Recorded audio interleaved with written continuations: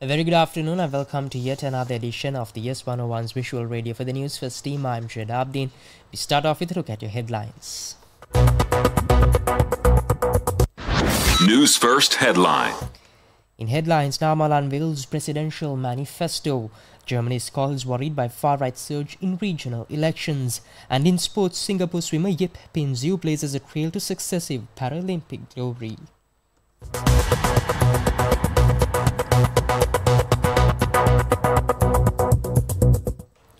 And now your news in detail. In local news, the manifesto of SLPP presidential candidate Namal Rajapaksa was unveiled in Colombo this morning.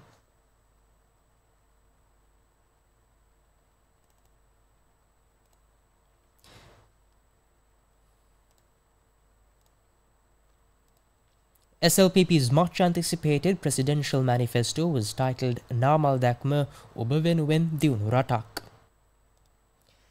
This event that marks a significant moment in his campaign commenced at 10 a.m. in Colombo with the presence of former President Mahinda Rajapaksa and other members of SLPP. In a symbolic gesture, Rajapaksa presented his manifesto to former President Mahinda Rajapaksa last Friday. The manifesto outlines Rajapaksa's vision and policies for the future of Sri Lanka, addressing key issues and proposing solutions to drive the nation forward.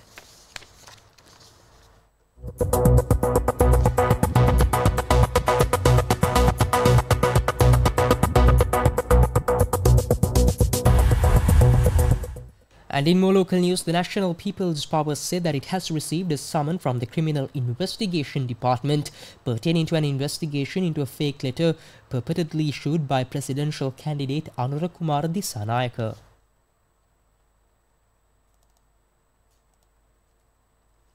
According to the NPP's media department, the summons follows a complaint lodged last Friday regarding the fraudulent use of the National People's Power letterheads in the creation of the fake letter. In response to the summons, Sunil Handunethi is scheduled to appear at the CID was scheduled to appear at the CID today to provide a statement regarding the matter.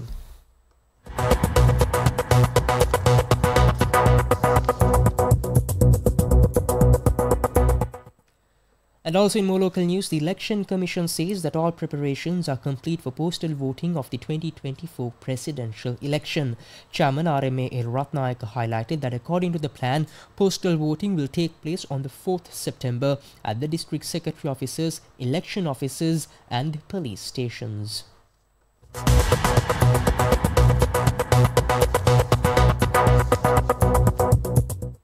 And up next is international news.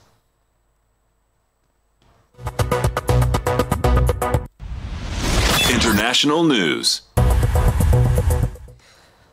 And in news overseas, German Chancellor Olaf Scholz called the results of two regional elections that saw big wins for the far-right AfD and losses for his coalition bitter and urged the mainstream parties to form governments without right-wing extremists.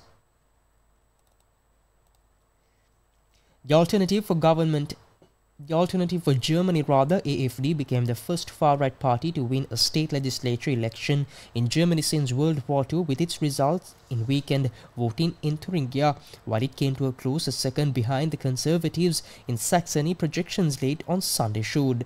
But the AfD, deemed right-wing extremist by security officials in both of the East German states, is unlikely to be able to govern, as other parties have so far refused to collaborate with it to form a majority.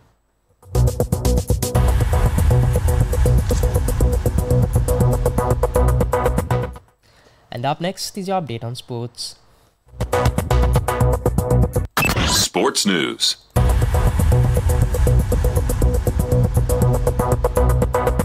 And shifting your attention towards sports, already one of Singapore's most legendary athletes, swimmer YES101 added another feather in her cap with a gold medal in the women's 50-meter backstroke S2 event yesterday. It was her second gold of the Paris Paralympics and her 7th overall since making her Games debut in 2008. She also scored a historic three-peat of Paralympic golds in the 50-meter and 100-meter backstroke S2 events, emerging champion in both at the 2016, 2020 and 2024 editions.